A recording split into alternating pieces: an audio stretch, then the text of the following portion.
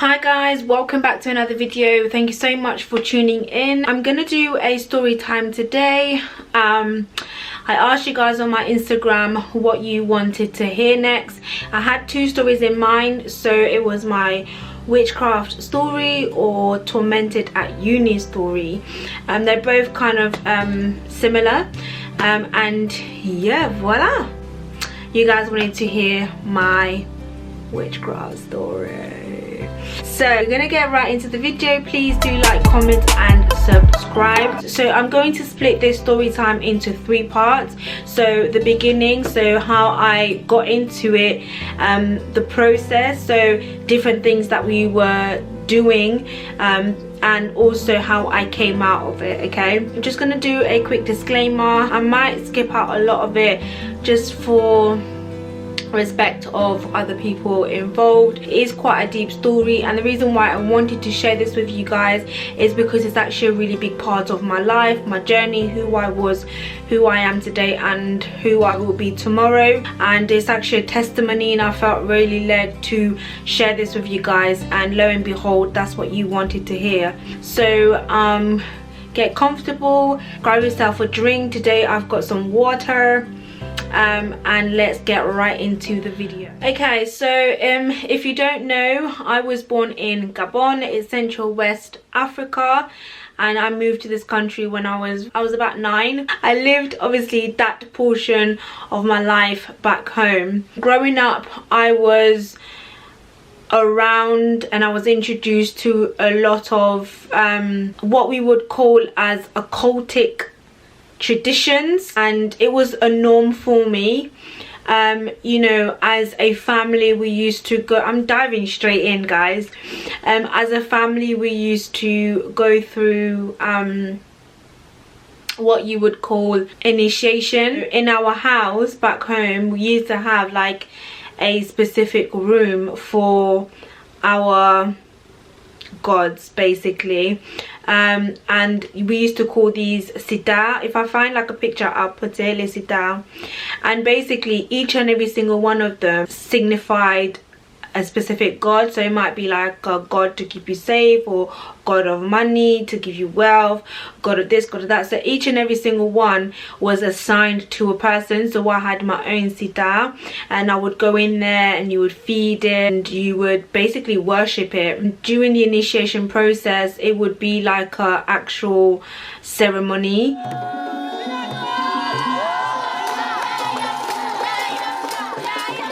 So we would get dressed.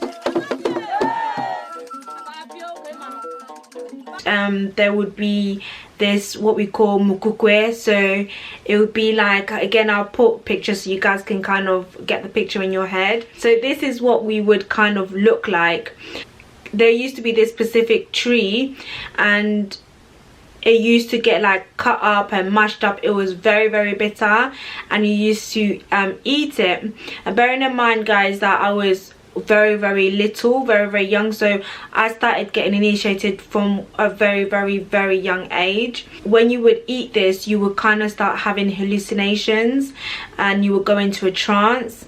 You know, you will bath in this water that was kind of like this herbal water, and you know, this is what I was introduced to. This is what was normal to me. So basically I had like a slice like on my forehead here, slice on my foot, and these are basically like for protection. So you know, if you get this, you'll be protected, you know, no harm can be done to you. And yeah, so that was basically my childhood. You know, that was all that I knew. I'm feeling very, very talking about this. So talking about it is quite intense actually, and I believe that there's a reason why I'm being led in my spirit to talk about this. And you know, I probably will unveil this even more, because God is definitely doing something in this season and unprecedented time that we are in. So now I moved to the UK, and obviously, you know, I traveled with this in my mind, and obviously physically carrying our gods. So we was in this world for years, guys, years and years and years. That's myself and my family.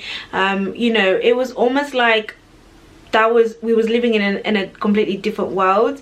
And we would, during Christmas times or festive periods, whenever we would have like food as a family, we would have a separate table for the gods. So we would have we would go to like the water, the seaside, or anywhere where there's water, and we would feed the spirits in the water.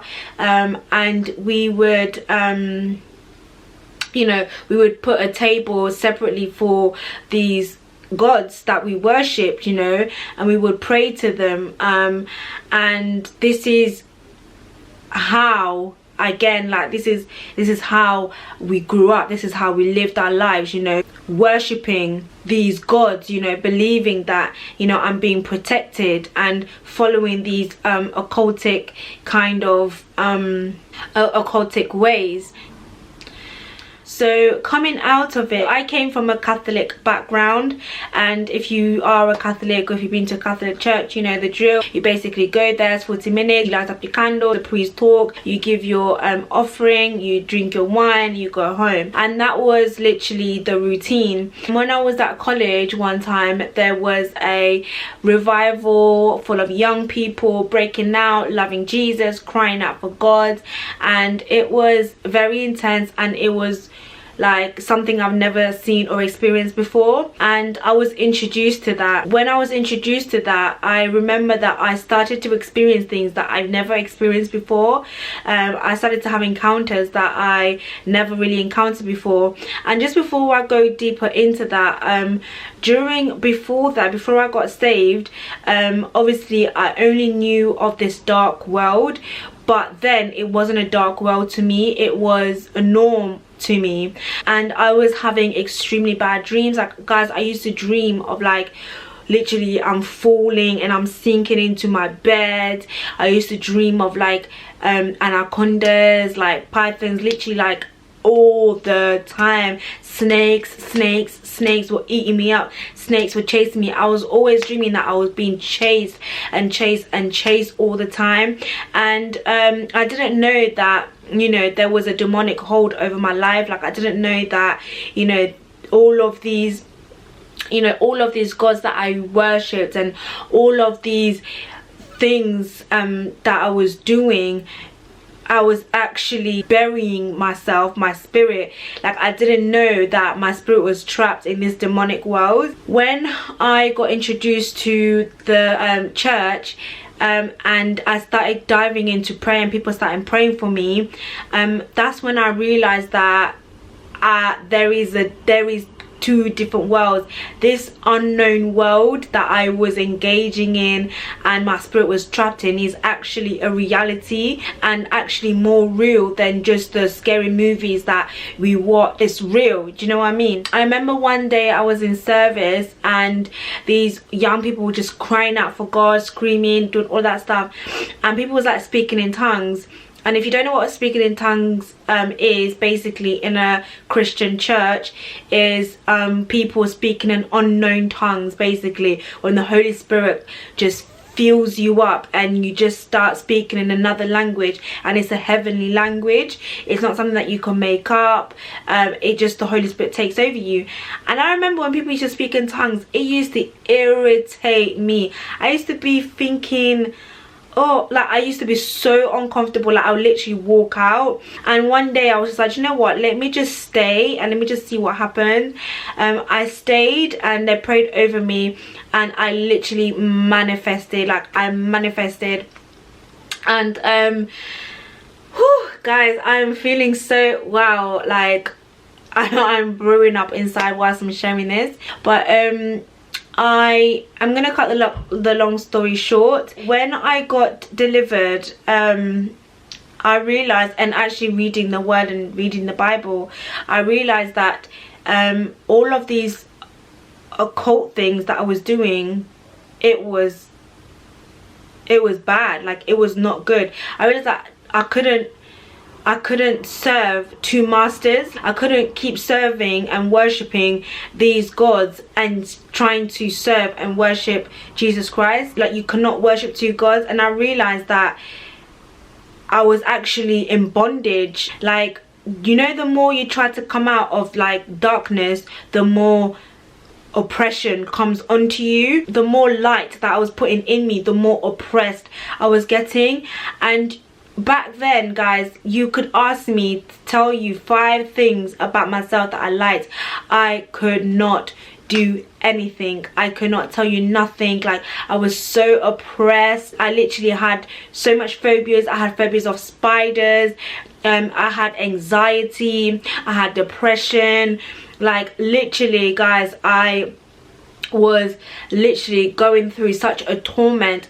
But this is what we was going through. Like, in my house we had so many ornaments, you know. We used to like collect, you know, we used to go and feed mummy waters, mermaid spirits. Like, we had this philosophies in our heads that we were worshipping and serving these gods, and we had to submit and commit our lives to this and worship these gods. These are the ways that we're going to succeed in life. These are the ways that we're going to be protected in life, by worshiping these gods, you know. And I carried that from when I was, I'll probably say as young as maybe 5, or, you know, as, yeah, maybe. Like, I thank God for where I am today, and you know, there is so much more to it. But if you've got any questions, guys, I know I've kind of like breezed through it, but if you want to know more and more details about it, then please do comment below, DM me, let me know.